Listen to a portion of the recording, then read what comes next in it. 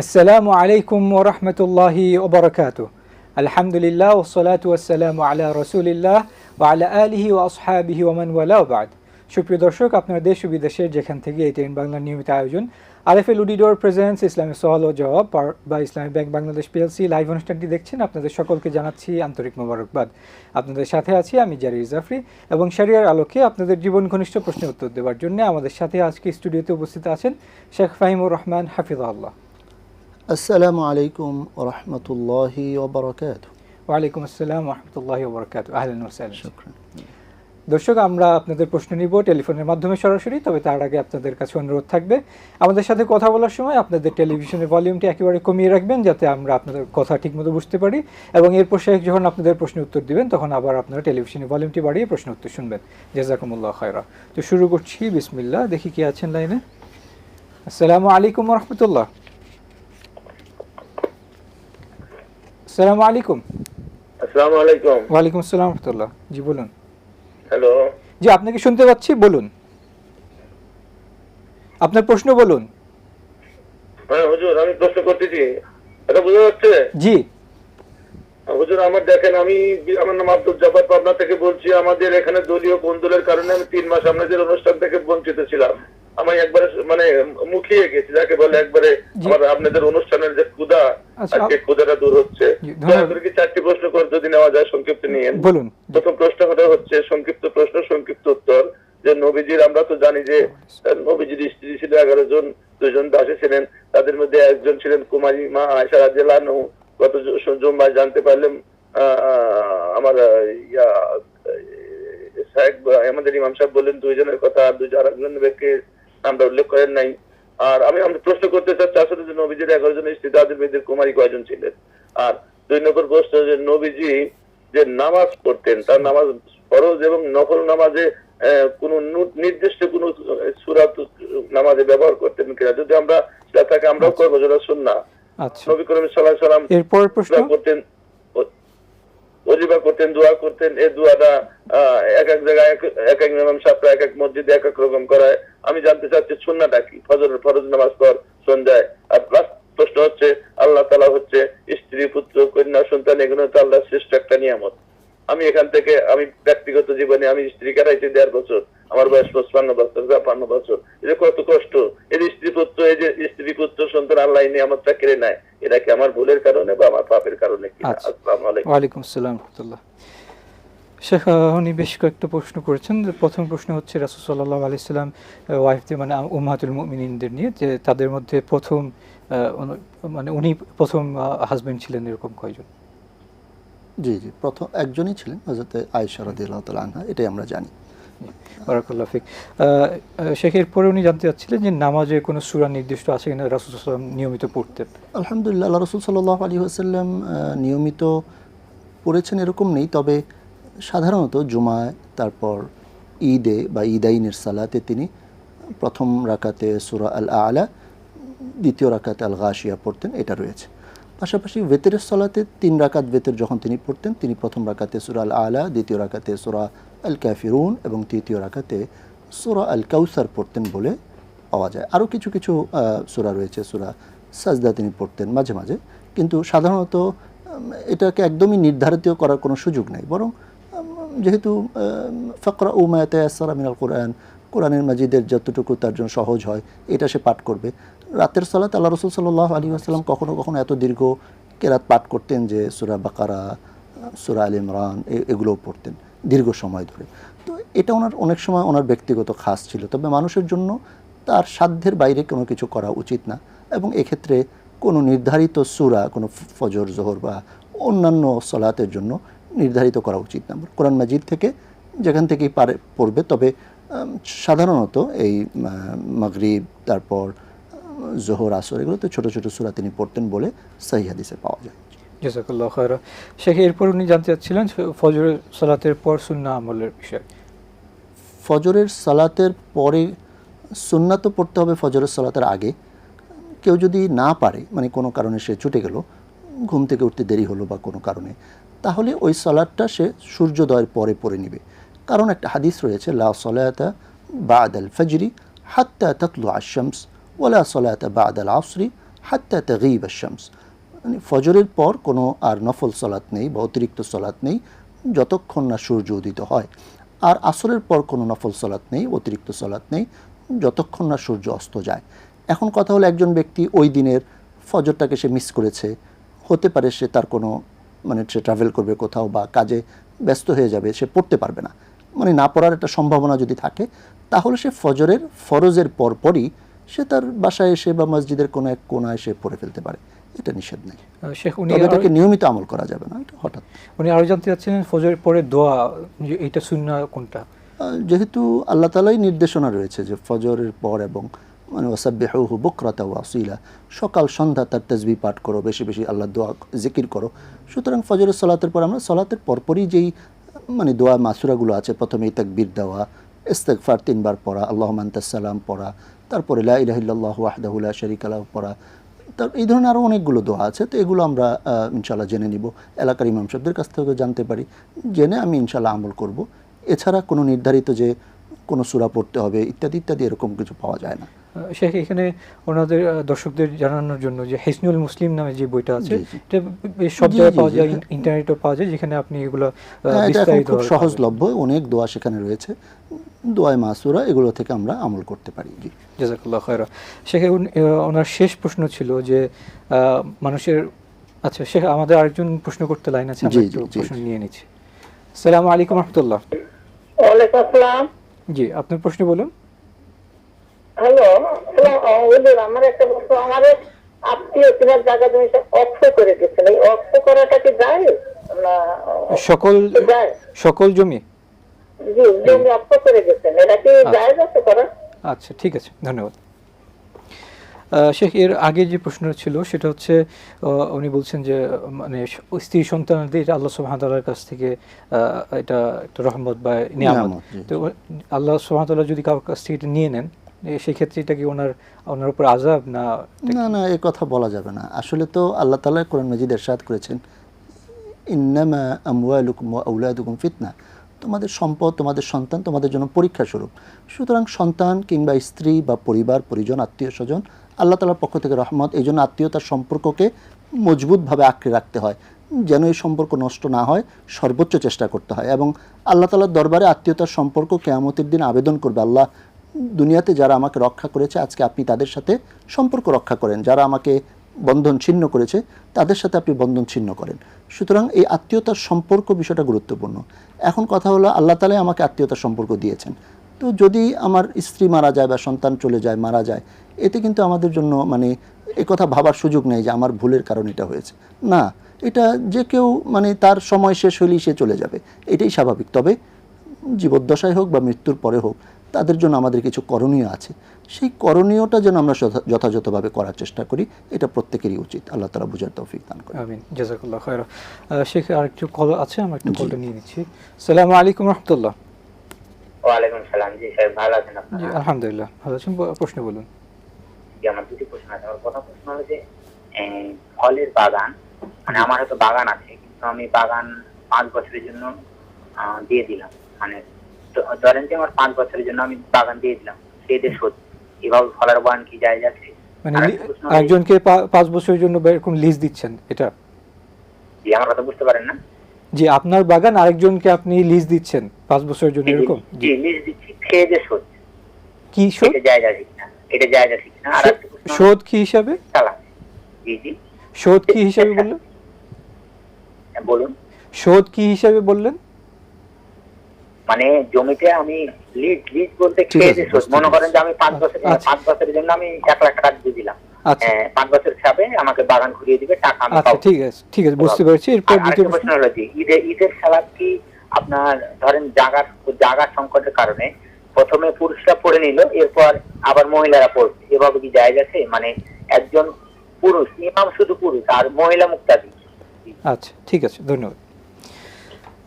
এর আগে আমাদের হাতে প্রশ্ন ছিল যে যিনি প্রশ্ন করেছেন তার আত্মীয় তার সমস্ত সম্পদ ওয়াকফ করে দিয়ে গিয়েছেন, মোস্ট প্রবাবলি বোঝাতে চেয়েছেন যে ওনার সন্তানাদি হয়তো বা যারা ওয়ারিস আছে তাদেরকে না দিয়ে পুরোটা ওয়াকফ করে দিয়েছেন, সেক্ষেত্রে এটা এই কাজটা করাটা উচিত হয়নি, এটা শরিয়া সম্মত না।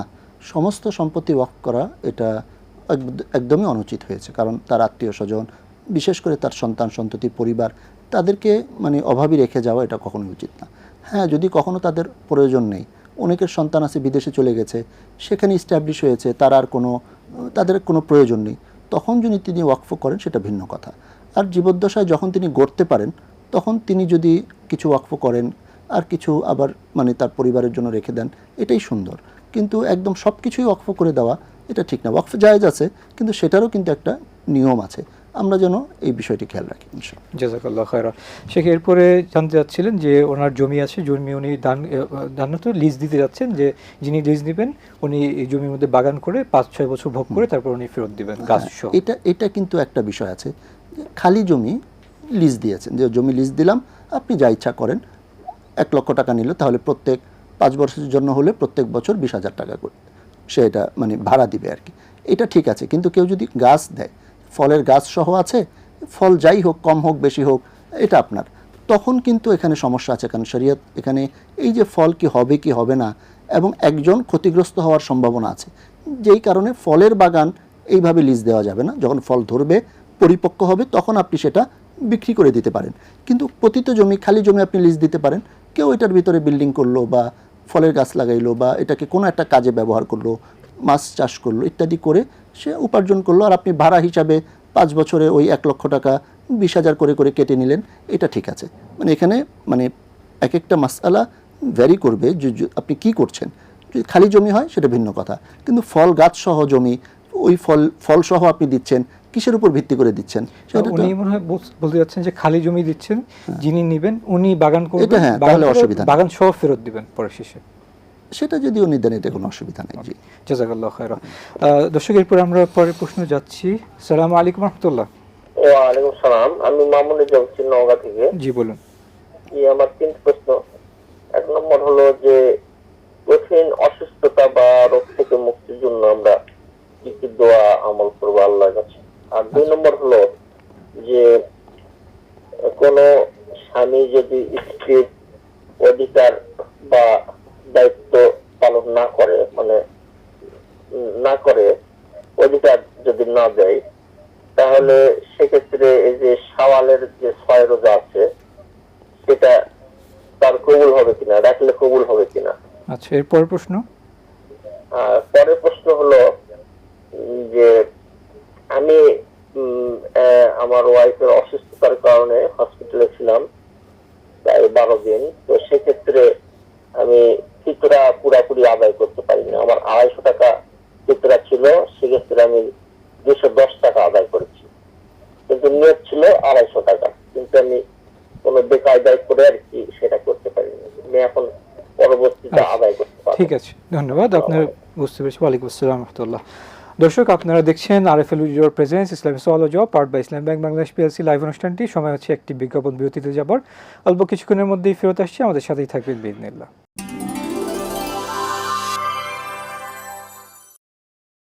আসসালামু আলাইকুম ওয়া রাহমাতুল্লাহি ওয়া বারাকাতুহু। দর্শক, আপনারা দেখছেন এটিএন বাংলার নিয়মিত আয়োজন আরএফএল ইউর প্রেজেন্স ইসলামী সওয়াল ও জবাব powered by Islam Bank Bangladesh PLC live অনুষ্ঠানটি।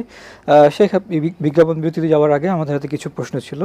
যে প্রথম প্রশ্নটা ছিল যে ঈদের সালাতে যদি জায়গা সংকুলান না হওয়ার কারণে 2টো জামাত হয়, প্রথম জামাতে সব পুরুষরা ছিলেন, দ্বিতীয় জামাতে ইমাম পুরুষ কিন্তু বাকিরা মহিলা, সেক্ষেত্রে এটা জায়েজ হবে? এটা সুন্নাহ সম্মত হয়নি, কারণ সুন্নাহ হলো যে ঈদের জন্য একটা জামাতই হবে, এবং অনেক জায়গায় দেখা যায় 5টা-7টা জামাত হয়, এটা কখনোই সুন্নত হতে পারে না। একটা জামাতই হবে। মহিলারা যদি সম্ভব হয় সম্পৃক্ত হবে, সম্ভব না হলে সম্পৃক্ত হবে না, তারা বাসায় পড়ে নিবে, দোয়া করবে। এই জাযাকাল্লাহ খায়রা। এরপরে সে প্রশ্ন ছিল যে কঠিন অসুস্থতা আছে, সেক্ষেত্রে অসুস্থতা থেকে বাঁচার জন্য বা ঠিক হওয়ার জন্য কি? অসুস্থতার জন্য অনেক দোয়া আমরা দেখতে পাই, কোরআন এবং সুন্নাহয় রয়েছে। এই দোয়াগুলো করতে পারি। বিসমিল্লাহ বলা, বিসমিল্লাহিল্লাযী লা ইয়াদুররু মা ইসমিহি শাইউন ফিল আরদি ওয়ালা ফিস সামা ইত্যাদি, আউযু বিকালিমাতিল্লাহি তাম্মাতি মিন শাররি মা আজিদু ওয়া উহাযির, এই ধরনের বেশ কিছু দোয়া আছে। ইনশাআল্লাহ এই দোয়াগুলো যদি পাঠ করি, তারপর সূরা ইখলাস, ফালাক, নাস, সূরা আল ফাতিহা, সূরাতুশ শিফা, এগুলো পাঠ করে তাকে রুকিয়া করা, আশা করা যায় ইনশাআল্লাহ আল্লাহ সুস্থ করে দেবে। সেই ক্ষেত্রে দান সদকা তো অবশ্যই সাদাকা করতে পারে। সাদাকা তো তারুদ্দুল বালা, সাদাকার দ্বারা তার বালা বিপদ আপদ দূর হয়ে যাবে ইনশাআল্লাহ। বারাকাল্লাহু ফিক। সেই এরপরের প্রশ্ন ছিল, উনি প্রশ্ন করেছেন যে হাজবেন্ড যদি ওয়াইফের হক না দেয় সেক্ষেত্রে শাওয়ালের রোজা রাখলে রোজা হবে কিনা, বাট মনে হয় এটা ছিল যে ওয়াইফ যদি হাজবেন্ডের হ্যাঁ, যেহেতু স্বামী স্ত্রী সুলভ একটা অধিকার রয়েছে, সেটা স্বামী প্রাপ্য। এক্ষেত্রে স্ত্রী যদি রোজা রাখেন রোজা হয়ে যাবে, তবে স্বামীর অধিকার না দেওয়ার কারণে তিনি গুনাহগার হবেন, এটা করা যাবে না। তবে এক্ষেত্রে আমার মনে হয় স্বামী স্ত্রী মাঝে মিল করে নিলে এটা খুব কঠিন একটা বিষয় না। আল্লাহ তাআলা হেফাজত করেন। আমিন, জাযাকাল্লাহ খায়রা। শেখ, এরপরে প্রশ্ন ছিল যে আচ্ছা তার আগে আমাদের একটু কলার আছে, আমরা একটু প্রশ্ন নিয়ে নিচ্ছি। আসসালামু আলাইকুম রাহমাতুল্লাহ। ওয়ালাইকুম আসসালাম ওয়া রাহমাতুল্লাহি ওয়া বারাকাতুহু। যে আমার একটা প্রশ্ন, আমার প্রশ্নটা যে সূরা ফাতিহা পড়ে আক্রান্ত জায়গায় ফু দিলে সেখানকার যন্ত্রণা বা ব্যথা কমে যায়, এই হাদিসটা সহি কিনা? আর যদি সহি হয় তাহলে সেটা কিভাবে কতবার করতে হবে এটা একটু জানতে চাচ্ছি। আচ্ছা, জি ধন্যবাদ। শেখ, এর আগের প্রশ্ন ছিল যে ওনার ফিতরা ছিল 250 টাকা, উনি যে কোনো কারণে দিতে পারেনি, 210 টাকা দিয়েছেন, এখন ওনার করণীয় কি? বাকি যদি আপনার কিছু মনে হয় যে না কিছু কম দেওয়া হয়েছে, এটা এখন দিয়ে দিতে পারেন, আদায় হয়ে যাবে। মানে নিয়মটা হলো ঈদের সালাতের আগে দিয়ে দেওয়াটাই সুন্নাহ, কিন্তু কেউ যদি এর আগে না পারে তাহলে এটা পরে দিয়ে দিবে, কিন্তু নফল হয়ে যাবে, আদায় হয়ে যাবে। রাসূল সাল্লাল্লাহু বলেছেন যে সাদাকা আদায় হয়ে যাবে। বারাকাল্লাহু ফিক। এরপরের প্রশ্ন শেখ জানতে যাচ্ছিলেন যে সূরা ফাতিহা পড়ে ফু দেওয়া, এটা একটা সূরা ফাতিহাটা সূরাতুশ শিফা, এটা পড়ে ফু দিলে শিফা হবে। কারো একবারেও হইতে পারে, কারো 100 বারও লাগতে পারে, এভাবে নির্ধারিত করা নেই যে, তবে 7 বারের একটা বিষয় রয়েছে। আর একটা আমল যখন মানুষ বিশ্বাসের সাথে করতে থাকে তখন এটা কাজ হবে ইনশাআল্লাহ। এবং এক্ষেত্রে অনেক সময় পানিতে পড়ে ফু দেওয়া, বাচ্চা সে পড়তে পারে না তাকে ফু দিয়ে দেওয়া, কোনো ব্যক্তি নিজে পড়ে নিজের জন্য ফু দেওয়া, এটা সুযোগ আছে। বারাকাল্লাহু ফিক। শেখের পরে আমরা যাচ্ছি, দেখি কে আছেন লাইনে। আসসালামু আলাইকুম রাহমাতুল্লাহ। ওয়ালাইকুম আসসালাম। জি, আমার প্রশ্ন হচ্ছে যে আমরা যে যাকাত দিই, যাকাতের টাকা যে আমরা প্রায় অনেকেই শুধু রমজান মাসে হিসাব করি, তাহলে ওই হিসাব করে কিছু টাকা রমজানে দিলেন, আর যদি কিছু বাকি থাকে এখন কি আমি সারা বছর বইরে দিতে পারব কিনে, বা একজন ওই টাকা থেকে 2 বার দিতে পারব কিনে, এইটা একটা।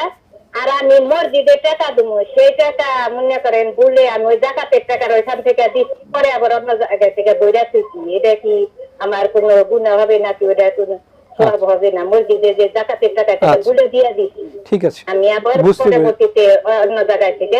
জি বুঝতে পেরেছি। আর কোনো প্রশ্ন? হবে কিনে বা কিনে কিছু বুঝাবে। আচ্ছা, ঠিক আছে, ধন্যবাদ। শেখ, প্রথম প্রশ্ন উনি করেছেন যে যাকাত নরমালি ওনারা রমাদানে হিসাব করেন, সেই ক্ষেত্রে পুরো টাকাটা যদি একসাথে না দিয়ে ওনারা কিছু অংশ রমাদানে দেন আর বাকিটা হাতে রেখে দেন, সারা বছর কাউকে দিতে হলে ওখান থেকে দেন। জি জি জি, এটা কোনো অসুবিধাই নেই। বরং যাকাতের অর্থ রমজানেই যে হিসাব করতে হবে এই ধারণাটা ঠিক না। যখনই বছর পূর্ণ হলো তখনই আপনি হিসাব করে ফেলবেন, এটাই উচিত। আর যাকাতের অর্থ যেমনিভাবে আপনি পরেও দিতে পারবেন, আগেও দিতে পারবেন, মানে অগ্রিমও দিয়ে দেওয়া যাবে। তবে উত্তম হলো দেরি না করা, যেহেতু এটা ফরজ ইবাদত এবং যেহেতু মানুষের অভাব এখন অনেক আছে, যত দ্রুত দিয়ে দেন এর দ্বারাই কল্যাণ চলে আসবে ইনশাআল্লাহ। এখানে তো আরেকটা ইয়ে থাকে, যদি আমি যাকাত আমারটা হিসাব করলাম, একটা অংশ দিলাম না, সেটা অন্য কেউ জানে না, আমার যদি আল্লাহ না করে কিছু হয়ে যায় সেক্ষেত্রে অবশ্যই একটা ফরজ ইবাদত না করে মৃত্যুর একটা গুনাহ চলে আসবে। এরপর উনি জানতে চাচ্ছিলেন যে উনি ভুল করে, আচ্ছা এর আগে জানতে চাচ্ছিলেন যে একজন মানুষকে 2 বার দিতে পারবেন? হ্যাঁ হ্যাঁ, একজন মানুষকে যদি অভাবী হয় এবং যদি আপনার প্রথমবার দেওয়ার দ্বারা তিনি যদি সম্পদশালী বা ধনী না হয়ে যান তাহলে আপনি তাকে দ্বিতীয়বারও দিতে পারবেন। জাযাকাল্লাহ। এরপরে জানতে চাচ্ছিলেন যে উনি যে যাকাতের টাকা রেখেছিলেন ওখান থেকে ভুলে মসজিদে দান করেছিলেন, তবে এরপর উনি বুঝতে পেরে আবার ওই টাকাটা অন্য জায়গায়, এতে কোনো অসুবিধা নেই। তবে এটা আমরা আলহামদুলিল্লাহ সকলেই জানি যে যাকাতের অর্থটা যেহেতু ময়লা, সম্পদের ময়লা অংশ, এখান থেকে কখনোই মসজিদে দেওয়া যাবে না। মসজিদের অর্থটা হতে হবে একদম পবিত্র, পরিষ্কার। তো এক্ষেত্রে আপনি যেটা করেছেন এতে গুনার কিছু নাই, বাস আল্লাহর কাছে ক্ষমা চেয়ে নিন, আল্লাহ আমার ভুল হয়ে গেছে, আপনি মাফ করে দেন, পরবর্তীতে আপনি সচেতন থাকবেন ইনশাআল্লাহ। জাযাকাল্লাহ খায়রা। দর্শকের পর দেখছি আমরা কে আছেন লাইনে। আসসালামু আলাইকুম রাহমাতুল্লাহ। ওয়ালাইকুম সালাম ওয়া রাহমাতুল্লাহি ওয়া বারাকাতুহু। জি, আপনার প্রশ্ন বলুন। জি, আমি সুনামগঞ্জ ধরমপাড়া থেকে ইউনুস বলছিলাম। বলুন। হুজুর, আমার প্রশ্ন হচ্ছে যে এই যে আপনার ঈদুল ফিতর, এটা রাসূলুল্লাহ সাল্লাল্লাহু আলাইহি ওয়াসাল্লাম কোন সময় থেকে এটা শুরু হয়েছে?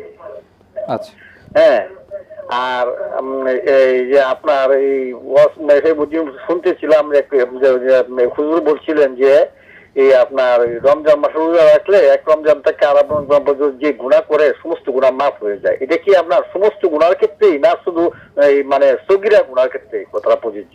আচ্ছা, ঠিক আছে, ধন্যবাদ। দর্শক, আপনারা দেখছেন এটিএন বাংলার নিয়মিত আয়োজন আরএফএল অডিটর প্রেজেন্স ইসলামিক সওয়াল ও জবাব powered by Islamic Bank Bangladesh PLC live অনুষ্ঠানটি। সময় হচ্ছে আরেকটি বিজ্ঞাপন বিরতিতে যাবার, অল্প কিছুক্ষণের মধ্যে ফেরত আসছে ইনশাআল্লাহ। আমাদের সাথেই থাকবেন বিইজনিল্লাহ।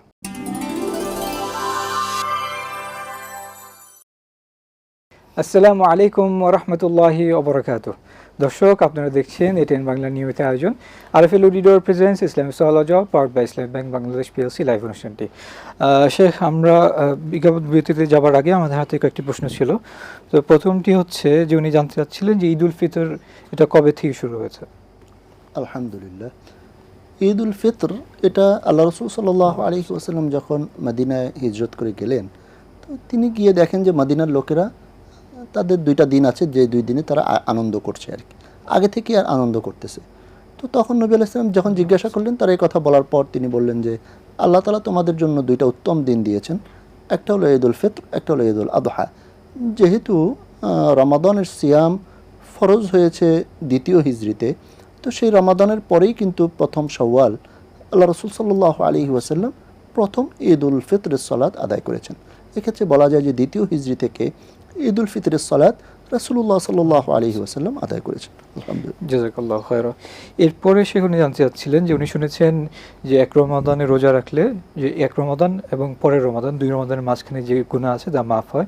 সেক্ষেত্রে উনি জানতে চাচ্ছিলেন এটা কি শুধু সগীরা গুনার ক্ষেত্রে বলা হচ্ছে না সব গুনার ক্ষেত্রে? আচ্ছা, এই হাদিসটা সহিহ, যেখানে রাসূলুল্লাহ সাল্লাল্লাহু আলাইহি ওয়াসাল্লাম বলেছেন আস-সালাওয়াতুল খামসু ওয়াল জুমআতু ইলাল জুমআতি ওয়া রমাদানু ইলা রমাদানা মুকাফফিরাতুল লিমা বাইনাহুন্না।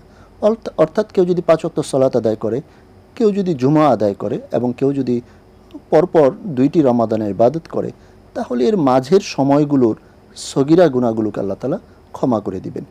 যে কোনো কবিরা গুনাহ ক্ষমার জন্য তাওবা ইস্তেগফার জরুরি বা শর্ত, আর সগীরা গুনাহগুলো বিভিন্ন নেক আমলের দ্বারা আল্লাহ তাবারক ওয়া তাআলা ক্ষমা করে দেন। বারাকাল্লাহু ফিক।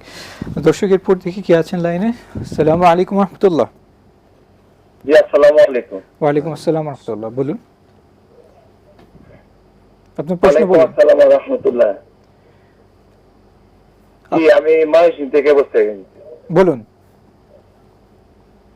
জি, ময়মনসিংহ থেকে বলছি। আপনার প্রশ্ন বলুন। জি, আমার রাসূলুল্লাহ সাল্লাল্লাহু আলাইহি ওয়াসাল্লাম স্বপ্নে দেখলে কেমন, এটা আর স্বপ্নে সূরা ফাতিহা স্বপ্নে দেখলে কেমন, এটা একটু আমি জানছিলাম। আচ্ছা, ধন্যবাদ। শেখ, উনি প্রথম প্রশ্ন জানতে চাচ্ছিলেন যে রাসূল সাল্লাল্লাহু আলাইহি ওয়াসাল্লামকে স্বপ্ন দেখতে কিরকম। কেউ যদি রাসূল সাল্লাল্লাহু আলাইহি ওয়াসাল্লামকে স্বপ্নে দেখেন, তাহলে তিনি সত্যই দেখলেন, কারণ নবী সাল্লাল্লাহু আলাইহি ওয়াসাল্লাম ইরশাদ করেছেন মান রাআনি ফিল মানাম ফাকাদ রাআল হক। যে স্বপ্নে আমাকে দেখলো সে সত্যই দেখলো, কারণ শয়তান আমার তামসিল বা আমার মতো অনুকরণ সে মানে মতো হতে পারবে না। সুতরাং কেউ যদি স্বপ্নে নবীজিকে দেখেন, এটা অত্যন্ত সৌভাগ্যের একটা বিষয়, এবং এর জন্য ওই যে নবী আলাইহিস সালামকে সে স্বপ্নে দেখেছে, আল্লাহ তাআলা তাকে দেখিয়েছেন, এই জন্য তার নিজেকে কিন্তু উচিত হবে যে এরপর থেকে সে যেন আরও বেশি ইবাদতে মনোযোগী হয়, নবী সাল্লাল্লাহু আলাইহি ওয়াসাল্লামের সুন্নাহগুলো চর্চার ব্যাপারে আরও যেন আত্মনিয়োগ করে, এই আমলটা করা উচিত। জাযাকাল্লাহু খায়রা। শেখ, আল্লাহ সুবহানাহু ওয়া তাআলা আমাদেরকে এই নিয়ামত উপভোগ করার তৌফিক দান করুন, আমিন। শেখ, এরপরে উনি জানতে চাচ্ছিলেন যে স্বপ্নে সূরা ফাতিহা দেখলে। আলহামদুলিল্লাহ, এটা একটা ভালো বিষয়। যদি কেউ সূরা ফাতিহা পড়তেছেন, আপনি স্বপ্নে দেখেছেন, তো তার মানে এটা বোঝা যায় যে আপনি আরও বেশি সালাতে মনোযোগী হন, বেশি বেশি আরও তিলাওয়াতে কোরআন করেন, কোরআনকে আরও বোঝার চেষ্টা করেন, আমলের চেষ্টা করেন, এই ইঙ্গিতটা পাওয়া যাবে ইনশাআল্লাহ। জাযাকাল্লাহু খায়রা। শেখ, এরপরের প্রশ্ন হাতে ছিল, সেটা হচ্ছে আপনার অনেকেই দেখা যায় যে তার অর্নামেন্টস যা আছে অনেক দিন হয়ে গেছে, পুরনো হয়ে গেছে, এখন উনি চাচ্ছেন যে নতুন একটা কিনবেন। সেক্ষেত্রে এটা নিয়ে যান, নিয়ে গিয়ে মানে এটা অনেক সময় বদল করার চেষ্টা করেন, এটা কি জায়েজ হবে কিনা? স্বর্ণালঙ্কার বা স্বর্ণ কেউ যদি বদল করতে চান, বা ক্যারেট 21 ক্যারেট ছিল 22 ক্যারেট করতে চান, এতে কোনো অসুবিধা নেই।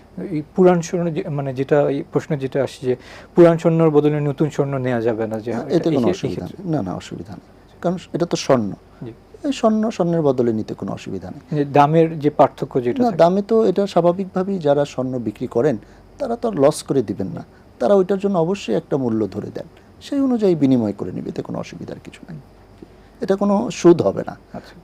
কেউ যদি 1 ভরি পুরান স্বর্ণ ছিল, এখন সে আবার 1 ভরি নতুন স্বর্ণ নেবে, এটা কিন্তু ওই যিনি মানে স্বর্ণকার তিনি কিন্তু ওই একইভাবে ফেরত দিয়ে দিবেন না, একটা মূল্য ধরবেন, এটা খুব স্বাভাবিক ব্যাপার। আর আগের স্বর্ণের একরকম মূল্য থাকে, পরের স্বর্ণের একরকম মূল্য থাকে, এক এক মানের স্বর্ণের মূল্য এক এক রকম থাকে, এক্ষেত্রে এটা কোনো গুনাহের কিছু না। জাযাকাল্লাহু খায়রা। শেখ, আমরা রমাদান পার করে আসলাম, ঈদ উল ফিতর শেষ, সামনে কোরবানির সময় আসতেছে, হজের সময় আসতেছে, যারা হজ করতে যেতে চান, নিয়ত করছেন, তাদের করণীয় কি? আচ্ছা, আলহামদুলিল্লাহ, এটা তো খুব একটা গুরুত্বপূর্ণ বিষয়। হজ যদি কারোর উপর ফরজ হয়ে যায় তাকে অবশ্যই এটা দেরি করা উচিত না, যদিও তিনি দেরি করে আদায় করলে আদায় হয়ে যাবে, কিন্তু যেহেতু আমাদের জীবনের কোনো নিশ্চয়তা নেই, সেক্ষেত্রে যখনই কারোর উপর হজ ফরজ হয় সাথে সাথেই তার উচিত হবে ওই দেশের নিয়ম অনুযায়ী তাকে হজের জন্য রেজিস্ট্রেশন করে নেওয়া। রেজিস্ট্রেশন বা এই নিয়তটা করলেই আল্লাহ তাআলা তার আমল নামায় একটা হজের সওয়াব দান করবে। এরপরে তখন তিনি ওই বাদবাকি যে নিয়ম আছে, রাষ্ট্রীয় নিয়ম আছে, এই নিয়মগুলো পালন করবে, রেজিস্ট্রেশন করবে, অর্থ যা প্রয়োজন জমা দিবে, এবং সে হজের যে নিয়ম কানুনগুলো আছে, কারণ নবী আলাইহিস সালাম বলেছেন খুযু আন্নি মানাসিকাকুম, হজের যে নিয়ম কানুন আমার থেকে জেনে নাও। তো এটার এই রাসূলুল্লাহ সাল্লাল্লাহু আলাইহি ওয়াসাল্লাম কীভাবে হজ করেছেন এটা আমরা তখন ওনার থেকে জেনে নিব, হজের ফরায়েদগুলো, ওয়াজিবাতগুলো, এবং কি কি করণীয় আছে আমার হজে।